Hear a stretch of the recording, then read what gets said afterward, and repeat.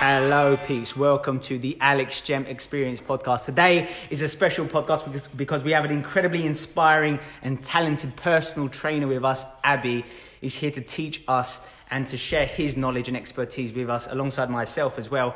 We're diving into quite a few different topics. Today, we're looking at self-worth, self-esteem, how to love who you are, and how to unlearn some kind of like bad habits and beliefs that we might have developed over the years and so on and so forth. Abs, welcome. First of all, I'd just like to say thanks for having me. This is a new experience for myself. I've been teaching in class.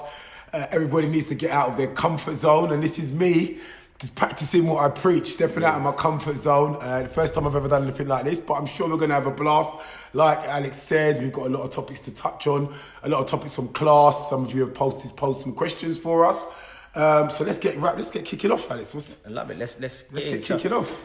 When someone says self-love and to love yourself, I mean, what is that exactly? How do you define like self-love and kind of developing that worth? Like, I would say self-love is fundamentally looking after yourself.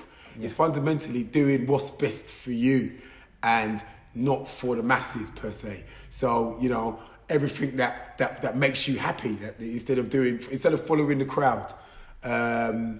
Love thyself, for instance. I just had a massage today. That's self-love. Yeah, I kind of like, although I'm very, very up on my diet, I like to eat the foods that I want to eat. Self-love. Yeah. It's catering for my own needs over and above necessarily, like I said, what the masses would perceive to be what I should be doing. Definitely. I think and they say 95% of your emotions, your beliefs, like your perceptions and the things you do are subconscious programs. And I think most of the time when people are thinking about how they should be like behaving and acting, they sort of firstly consider how others will perceive them rather than feeling like what they want for themselves. Yes, definitely. I'll definitely say, fact is the majority of people are followers rather than leaders. So we follow the crowd. So if you see if you see a crowd of people running left, you start running left just because everyone else is running. We touched on some stuff talking about, a question that was posed by one of the members in the group, talking about us following or living up to other people's expectations, let's say. Yeah. That is not showing your self-love because you're literally pleasing other people. You're literally doing things to keep other people happy and not making yourself happy. And that's what the majority of people are doing at the moment. Those are like learned habits though, aren't they? Especially like if you've learnt them through like parents or family or relatives or long withstanding friends and these sort of things. These are habits that you've learned to develop. You've been conditioned. Like when you're a kid, for example, it's so much easier to learn beliefs, but also to be docile. And as you grow up, you become more rigid. You know what I mean? You become in your box, and it's harder to change things. I kind of believe that, it's a fact. You haven't got a choice where you're born. You haven't got the choice what colour you're born, what part of the world. You haven't got a choice. You're just born. And then what happens is through your formative years, what happens is you're conditioned by your environment and by the setup that you're placed in. So if you come from Africa, you're brought up as an African. If you come from Greek, you're brought up as a Greek. And you've got those limiting beliefs of those people that engulf you up until you become an adult. And then as you become an adult, now it's time for you to either turn around and say, I want to be my own individual, or I'm going to continue following the path of this tradition. And sometimes the traditions are not good. Yeah. Sometimes they're bad. Sometimes people have got, they muddle things up and they don't get it right. So I think that there comes a stage or a point in your life when you have to break the umbilical cord. Yes. Okay, you've got to break that cord and you've got to do you. And that's where, again, going back to the starting point, self-love comes into it. You've got to decide what's right, what's wrong for you and follow your own path. Yeah, I love that metaphor of the umbilical cord. That was awesome. Yeah, definitely.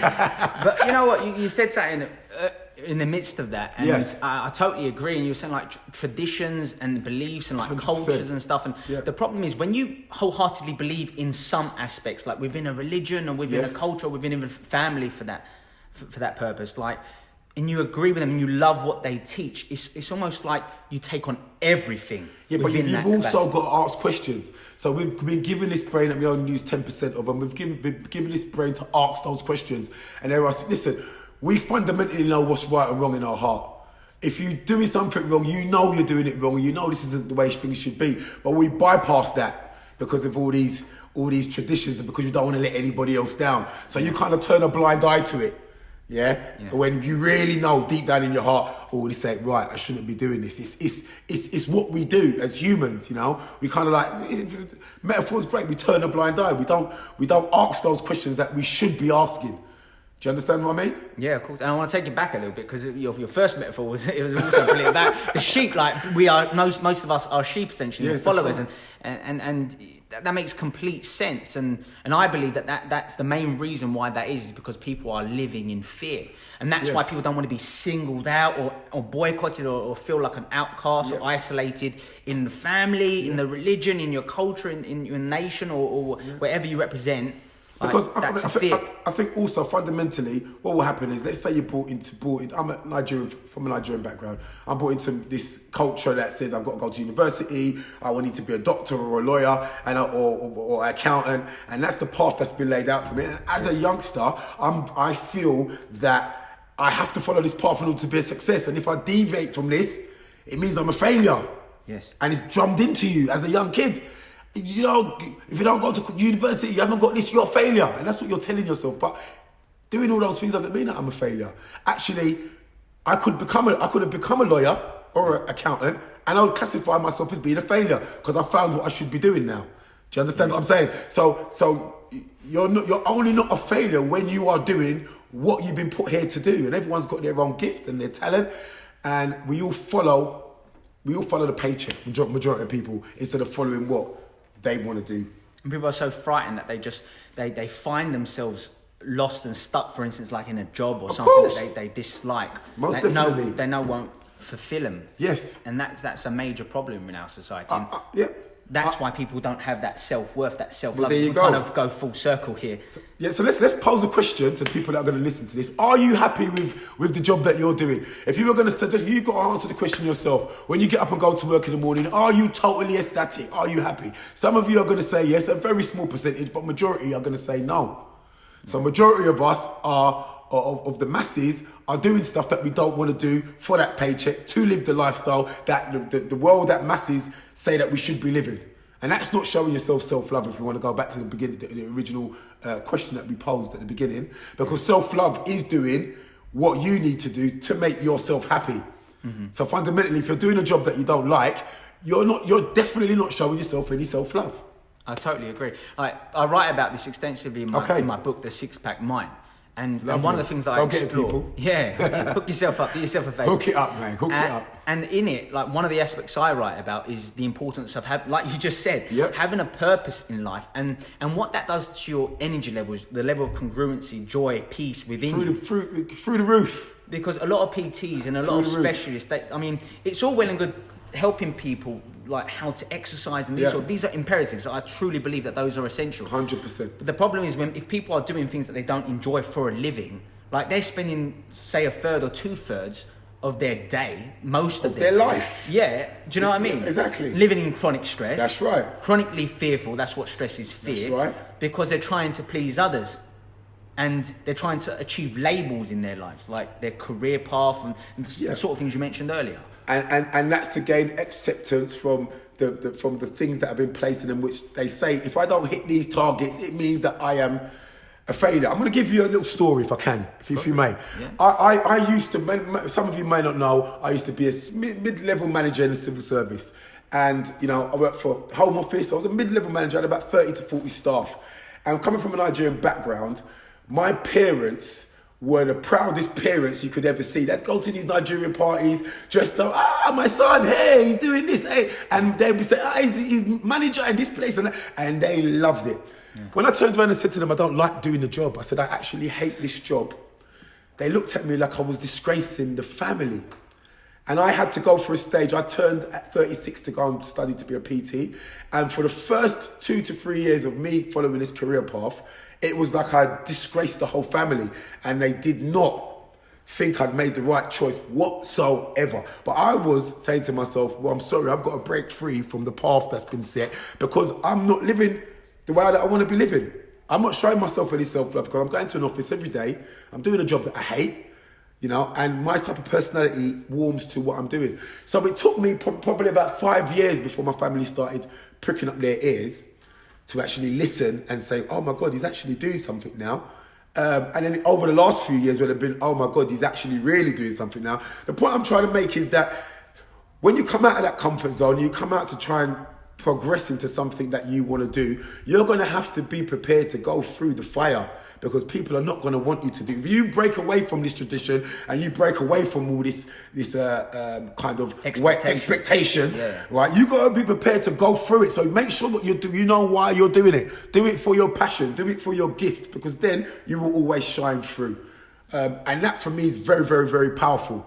And it's changed my life. And like I said, I had to go through the battle. And now I know my dad's up in heaven. He's saying, well done, son. And my mum's beaming from ear to ear where she sees all the stories and hears people talking about me. And now she's come full circle around. So she's back at the parties and she's back laughing and joking and saying all that stuff. But that's because they were fearful because they want you to be happy, or essentially that they wanted them to kind of sometimes being absorbed with your reputation and fear of stepping out of your comfort zone because they know you were successful doing what you were doing, but they didn't know you were going to be successful as a PT, for example. So they were just enacting their fear onto you. But also the label of a personal trainer from the background I'm from, it was not one of those job titles that warrants respect. Right. In the tradition. So they would say, personal trainer, what is that? Doing what? Then as far as they're concerned, you might as well have just said you're going to go and be a dustman.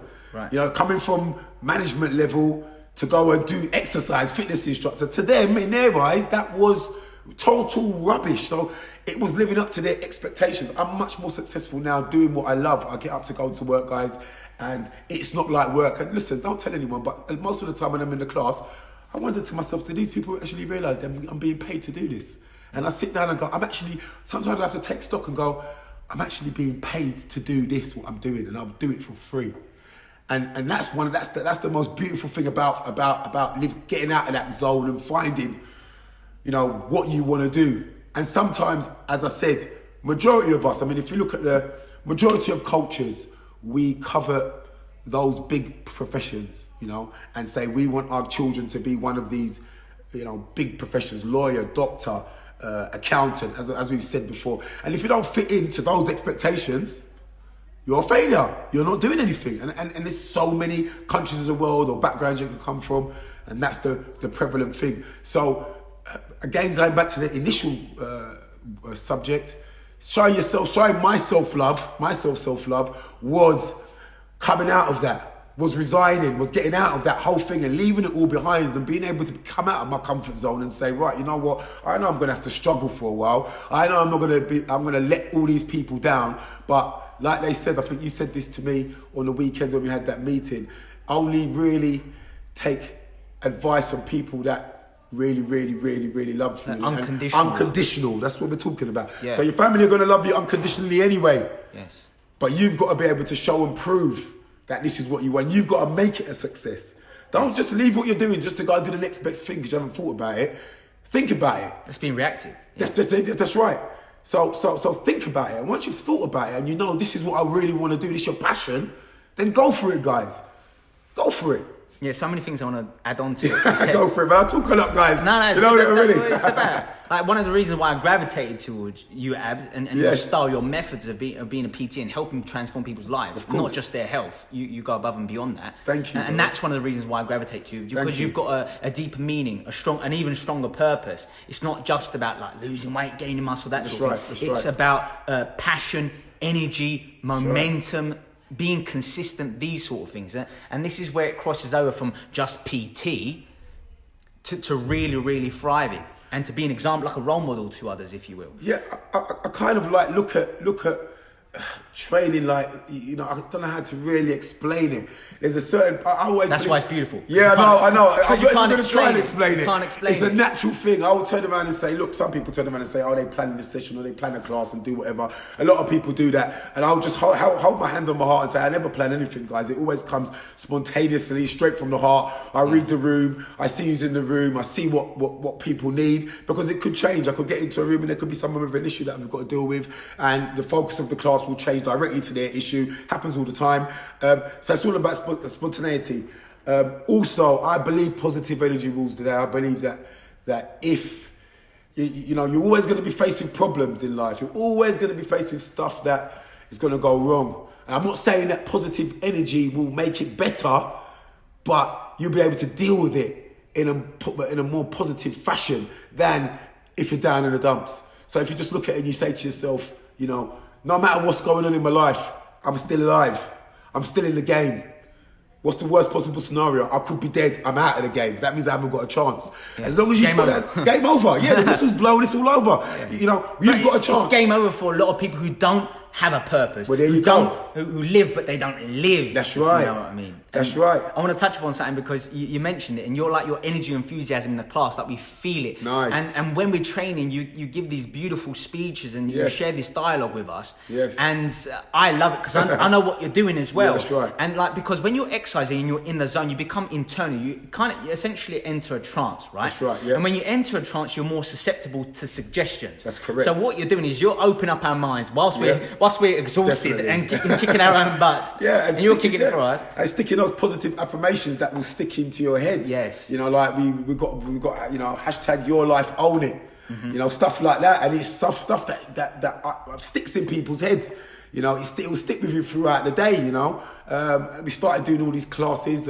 Big up to all the people that come to the classes, by the way. Yes. But we started this 6:15 movement, and you know, you can see it's lighting up people's days. Positive energy is transferable. Energy is transferable, negative or positive. So you've always got to try and, when you meet people, even if you're having a really, really, really bad day, you've got to put your positive side forward and kind of like internalize that negative aspect of your day and let it out somewhere. Find an outlet for it without having to transpose it onto somebody else. Do you understand what I mean? So whether that be go and hit the punch bag, whether that be bring it into the class and get on a spin bike and don't say anything to anyone and get it out. Yes. Instead of, you know, someone saying good morning to you, you don't reply, or you having a sassy attitude. Because you're in your own mind. Yeah, that's you right. You haven't let it out. You haven't become grateful yet. You've just woken up. Right. You've gone along with your day. You're entering the ego. That's you're right. identifying with the mind. 100%. You're in your own zone. Like 100%. sometimes not like wanting to talk to new people. 100%. Not wanting to stretch yourself and challenge yourself. 100%. And these sort of things. But what I wanted to touch on as well is because I know this because of what I study and what I do. And, you know, I train with you on a consistent basis now, right. and you help to inspire and challenge people. Like you said, the 6:15 movement. That's right. And what I really love about that is because when you do certain routines and habits, say in the morning, for example, say 6:15 to 7:15 roughly, the class will go for. That's right. Like if you do that consistently, you push yourself, you challenge yourself, you give those affirmations, those incantations, people are pushing themselves, sweating, they're in their trance, they're being positive in their mind, they're pushing through the boundaries, those endorphins, they're getting into the right mindset, these sort of things. When you do that on a regular basis, what happens, Abs, is that it spills over into other days. So for example, like a Friday or a Sunday, say if you wake up at 6:15 and you haven't been training for whatever reason, you're actually going to still get into the mindset, the same patterns you get state of mind as if you were training. Correct. And that's what it's about. You need to have procedures and processes that you go through on a regular basis that put you in the right state of mind. Self-love, showing yourself self-love is one of them. You know, trying to be positive, try to face every situation and look for the positives rather than negatives. I know it's been said many, many, many times before, but a lot of people choose negativity. We're predisposed to being negative, to worry. Some of the people listening might not realise I've come back from Dubai and staying out in Dubai for the majority of 2018 working.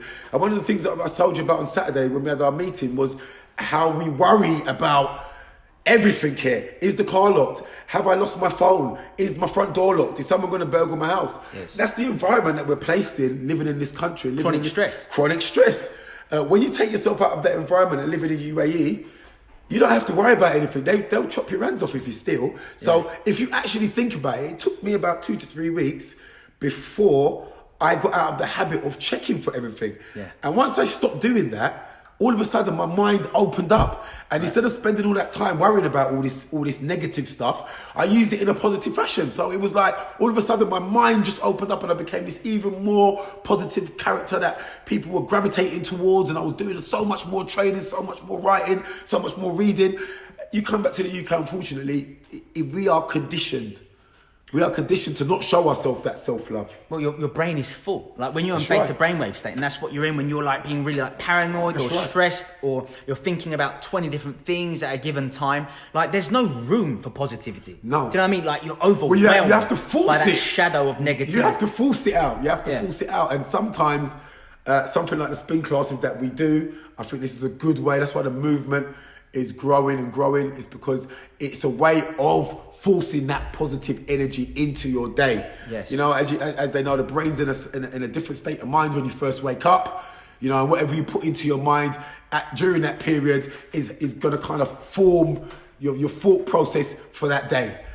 So that's what we try to do. We try to force that positive energy in the mornings, you know, good music, good energy, good vibes, leaving everyone going to work in the morning, you know, and hopefully spreading that positive energy and that positive love, my friend.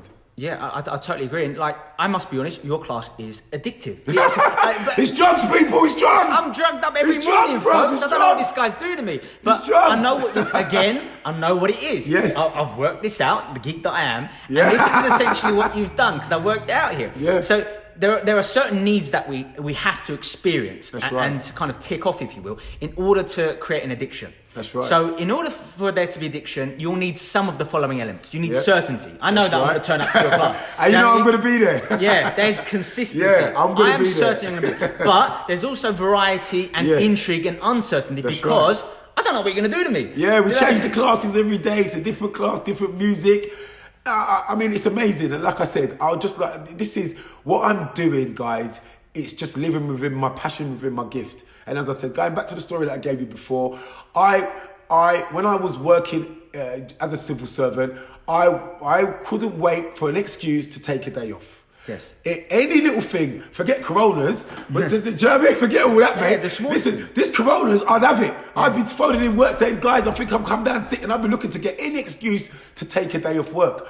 When you're living within your gift and within your passion, there are no days off, because it's even you could be on your deathbed. You actually enjoy your work that much that you can't wait until the session. Like, we've got a session at 9 o'clock again tonight. I'm gonna go home, have something to eat, come back, and I can't wait to come back to work. Yeah. So that's the reason why. The reason why we've got that energy, the reason why I can give so much is because I've literally found whatever you want to believe in, God, Allah, universe, whatever you want to call the higher power, the higher energy, whatever they put me on this earth to do, I believe that I'm doing it now. And that's why we're pushing so hard. And I urge all the people that are listening to this, as I said, whatever job you're doing, it doesn't matter if you're doing what you don't want to do now. You know what you like to do. You know there's something that ticks all the boxes for you and it rocks your world. Mm-hmm. You've got to have a plan A. Your plan A might be what you're doing now, and your plan B, your contingency plan, could be that thing that you're not going to make anything from right now. It's that hobby.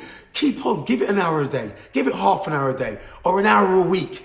Give it some of your time and work on that plan B, because one day that plan B will turn into your plan A. And when it turns into your plan A, you'll go to work. You won't feel like you're working, because this is what you're sent to do.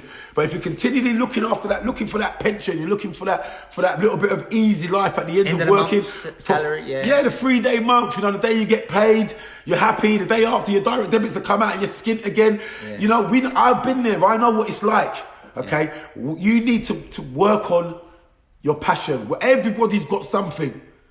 It doesn't matter. We've all been put here for a purpose. Everyone has got something that they can do. But you need that, because if you wake up every single day and you don't have a purpose, you're not excited to wake up, you're just going to hit the snooze button about a million times. This is what I'm trying to say to you. Force yourself to get up one way or another. I'm saying to you. And like, when you were speaking, all these light bulbs are flashing in my mind. Nice. I've got all these things that come out. I'm like, it's brilliant. Yeah, this is great. But you've used leverage in your life. Like, it's called the pleasure and pain principle. That's right. You associate so much pleasure with getting to work. That's that right. you're not breaking it down into chunks. It's not like you're thinking, right, I have to leave the gym, that's then I right. have to go through the traffic, Yeah. then I have to make the food, then I have to eat it, then I have to get my bag, No. my coat on again. Do you know what I mean? You're not thinking like that, because right. to you it's just, I'm going back home, I'm going to be back. Yeah, that's right. Because you're willing to, there's so much joy associated to what you do for a living. Yes. That you're not breaking it down into all these little, like, meticulously little small nuanced things that people use to put themselves off. Yeah. And again, like I said to you, it is all boiling down to living within your gift or within your passion. I know people always say it. I'm a living example of it. I've given you the example. I'm a living example. To me, it doesn't feel like you come to work, and that everyone can get that feeling, but it's just about looking. And a lot of the time, people. When I first started working, I always used to look at the salary. What am I getting paid? And then I'd ask myself, what do I have to do for this money? It was the wrong way around. It's survival. Now, it's survival. So let's say you're going to get £30,000 a year. Okay, what do I have to do for that £30,000 a year? Now I'm looking at the job description. What do I want? It doesn't matter about the money. It's what am I actually doing? Because I don't want to do such stuff that's not going to rock my boat. Because I know that if I was to go back and try and work in an office now, I wouldn't last 6 months. And now you're getting to something very, very serious that everyone can relate to. And that is the dichotomy, the difference between, like, some people choose money over happiness. Well, there you go. And that is it. That's the question. Because I was going to get to saying, what will happen is, you get the job, it's paying you X amount of money a month, per year, per annum. And then before you know it, your lifestyle catches up to that salary. Now, all of a sudden, all the endorphins that were released because you got the new car, you might have been able to get a new house, you've got the new clothes, the short-term ones. Yeah. When your lifestyle catches up with your salary, they're no longer relevant anymore. So now all of a sudden, it's just gone back to the mundane thing. And then what you do is now, because this is your field and you haven't worked on your plan B, now you're just looking to get more money for doing more things that you don't like doing in the first place. Yeah. More things that you hate. Because you're focused on your status, your reputation, you're trying to please others. Exactly. And that's the challenge. And I think that's why most people spend the majority of their lives living in chronic stress. They're chronically fatigued. They're struggling with their health. They don't want to exercise. They don't want to learn. They don't want to grow. They don't want to step outside their comfort zone. Because when you're living in survival, there's no room to thrive. There's no room. Like, you can't go that extra gear. You can't, like, when you're pushing us in the gym class, and you're saying that little bit more. Can you give it? Can you give it? Like, that's how we live our lives. Can we give that little bit more? And if you put in money and your reputation above love, self-love, self-worth, what you want, what you deserve, then you're going to fall apart. 100%, because at the end of the day, there was no money when the world was first made. When the world was created, there was no money. People survived in by different means. Yes. It's just to show the disparity between people who had the haves and the have-nots. That's it. That's what it does. The more money you have, the more you can show off. Does it mean you're happy? Absolutely not.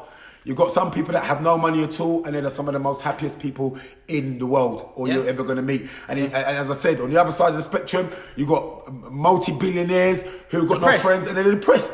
Yeah, and they want to just do the normal stuff. So at the end of the day, again, I'm going to keep drumming this in, guys. You have to live within your gift. And in order to get there, a lot of the time, unless you're lucky enough to have found that gift, it means getting out of your comfort zone. Because you're going to be comfortable right now. You're going to be, going to that job, doing whatever you're doing. You're comfortable. You've got all the trappings that you need right now. And to make that change, to make a difference, you've got to get out of your comfort zone. You've got to get uncomfortable. Life has got to be different. And unless you're prepared to take the difference, unless you're prepared to let go of your ego over certain things, if you're not prepared to put the car down and get on the bus, let's say, some people that will never say, I can't be seen on the bus. I can't be seen unless you're prepared to forego that. If you're not prepared to downsize from the house that you're in and say, I've got to sell that house and downsize from a house to a flat. Because I've got to get out of my comfort zone, and this is what I want to do. And if I want to do that, this is what I've got to do. If you're going to let your ego take control of you, you'll always be within that comfort zone because you'll never want to leave it. You never want people to look down on you. Yes. And you will never get anywhere. So I urge everybody, out of the comfort zone. We're pushing this week. Those of you in the group, this is going to get sent out to you. We're pushing this week out of your comfort zone, people. And that's how people fall into, like, negative addictions as well, Abby. Like, when you don't enjoy what you do for a living, when you're just trying to make more money, you're putting other people's opinions above your own and so on and so forth. Like, there's no, you're gonna fall into bad habits in order to change your short-term state, whether it be like illicit drugs or like alcohol or inactivity or seeking drama, or right. enjoying other people's downfall, or whatever it might be, or obsessively watching the television or what have you. These are all addictions, and people need it to change their state because they're unhappy with how they are, and they're not loving themselves enough. And when you exercise, and when you meditate, and when you're learning, when you're growing, and when you help others, that's what Maslow's hierarchy of needs is all about. Self-actualization, being your best self. That's right. Yeah. I mean, you could, an analogy that I used to use many years ago was, imagine you've got a crack in your wall. So you've got a crack, and you just remember that you've got polyfiller, right? So you can either take the polyfiller and repair the crack, not realising that crack's going to reappear in a year, 6 months, whatever it is. Or you can take the whole wall down, build from scratch, and replaster it. Yes. And then that replastered wall's going to last you 15 years, 20 years. But it's effort. It's life. It's a job. Changing your beliefs. But that's what you've got to do. You've got to strip yourself back down to the basics and ask yourself fundamentally, what is it that I want to do here?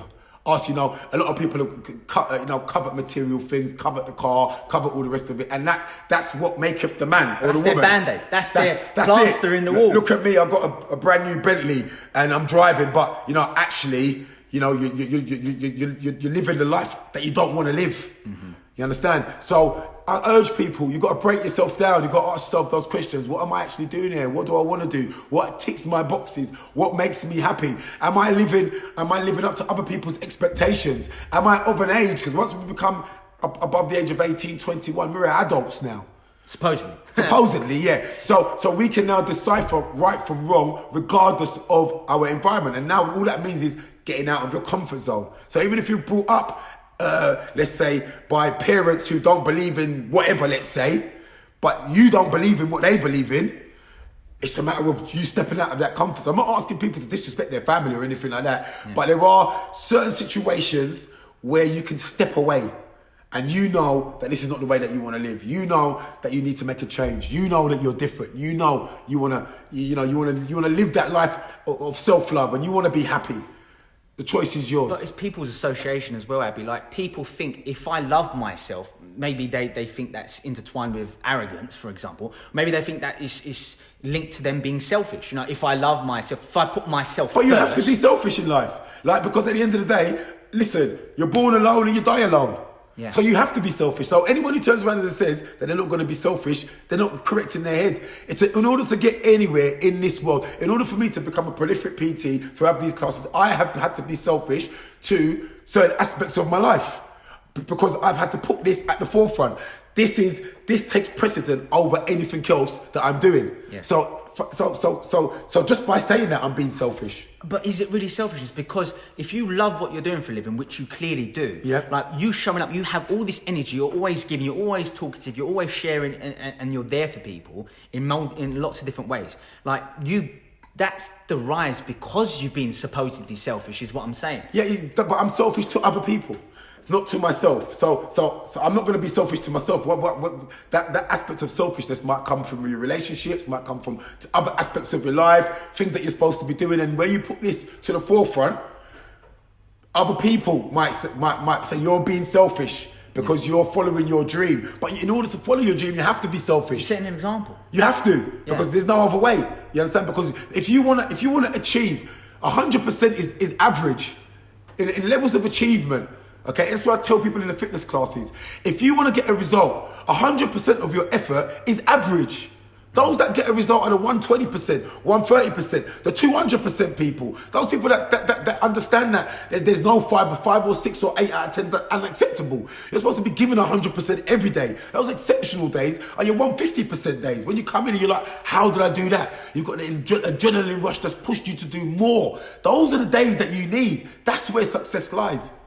Yeah, and you mentioned how did I do this? How did I do that? And why someone is able to thrive and be happy in their lives and flow and be creative when they aren't overburdened, when they aren't stressed out, when they enjoy what they do, when they have that inner peace from consistently showing up, from being in the present moment. Like when I'm training with you, we're in the present moment, we're in our zone. 100%. You have to be, because your heart's beating rapidly, you're breathing in and out ferociously. Do you know what I mean? You have to be in the present moment.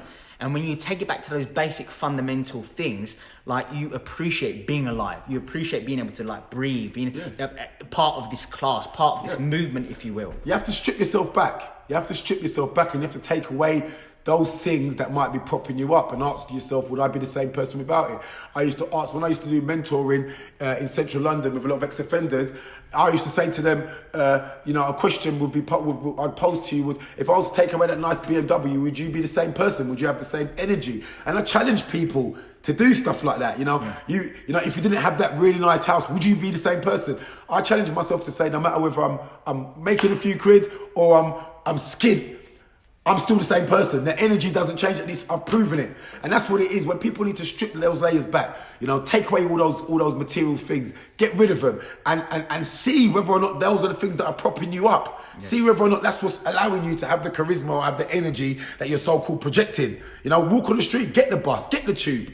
Do you understand? Be a normal person and see if those things are actually affecting you. Once you can strip those back and you know that then move on and enjoy the car and enjoy the house and all the rest of it. But too many of us are being propped up and polyfilling over those cracks with those material objects. And it's a law of familiarity. And it's always that mindset of that. I'm going to use the idiom of like the grass is always greener. Of course. And people always be like that. You go and get yourself an amazing car, for example. It might stimulate and excite you. Yeah, you might get certain pleasure for a short period of time. Yeah. But then you're going to want a new car, a better car, there's a better nothing wrong house. With that. It's all good. But you can't depend on that. Exactly. There you go. That can't be the way. That is it. That's an aspect. There's nothing wrong with enjoying like material goods and all these sort of things. But you have to work on your inner inside more than the external world. That is it. And I think a lot of people are so unhappy in their lives and they lack energy and they have the wrong perspectives because they're focused on the external world and they're not inside. They're not doing things. They're not working on themselves. They're not learning. They're not pushing themselves. Like you said, stepping outside of your comfort zone. Really find out what you're made of. That's right. Rather than letting your ego think, oh yeah, I could do this and that. Well, can you really? Yeah. You need to push yourself out of that boundary. I mean, just gonna pop back to me traveling to Dubai, and when I went there, people thought I was crazy. A lot of people said to me, "I'm a madman. Are you crazy?" I had 20 or 25 classes a week. I had a thriving personal training business. I had a great following. And I said, no, I've got to get out of my comfort zone because I have to challenge myself to say, it's no good me turning around and saying I'm a good PT in one location. Can I go halfway around the world and replicate what I'm doing? I had to put my back up against the wall. I had to get out of the comfort zone. I had to be a nobody again. You understand? So in Ballantyne's and Chingsford, they call me the Spin King, what they want to call me. Everyone knows me here. Okay, it's Abby. They don't know me there. Nobody knew me. I was an ordinary Joe Blogs, and my skill set had to define me. So what I learned in 2019 about myself was that this is what I'm meant to be doing because I can take it from one country 5,000 miles away and replicate the same level of success out there as well. So you've got to get out of your comfort zone. But that's how a belief is orchestrated. I know a few of our members. Makes you stronger. Part of the team, part of the spin class, have asked for us to address like things like creating new beliefs, new routines. Like you won't be able to change your beliefs. You won't be able to overcome like poorly learned and habits that you learned maybe from family or friends and so forth when you were a child or an adolescent, for example. You can't change and progress unless, firstly, you come up with new stories. Like you might have had a limiting belief. I can only be successful in London, in England, for example. Right. Then when you went abroad and you took your skill set and you knew and you saw the impact you were having on other people, your beliefs started to change. You went from having a limited belief to start thinking, I am enough, I have enough skills, 100%. As long as I'm committed, I'm as passionate as ever before, I will succeed and I can achieve. So you created a new belief and started to change the patterns in your brain between your thoughts, your emotions, your actions because of, firstly, stepping outside of the comfort zone, 100%. Doing something that a lot of people don't want to do because it's uncomfortable. That's right. And also learning it. Now you've got new associations, you've got new references, 100%. New stories in your mind that you can relive whenever you want to change other things in your life. It could be, I changed my lifestyle. I know how good I am as a PT now because I've done it in different areas with different audiences and 100%. So on and so forth. And that's the challenge. Okay. Well, I mean, what I would just turn around and say is, finally, we're gonna wrap it up soon. but you are the average of the 5 people that you spend the most time around. So when you want to change those limiting beliefs and you want to change those learned behaviors, surround yourself with people who live and who you can aspire to this new way of life. Because you are the average of the 5 people you spend the majority of your time around. So if you're around people who are behaving in a way that you no longer want to behave, find new associations with new people, because you will become the average of these new people. Thank you, Abby. That was beautiful. I hope you enjoyed this podcast, folks. Lovely. Stay in contact. Have a great day. Shine and step outside of your comfort zone. See you later.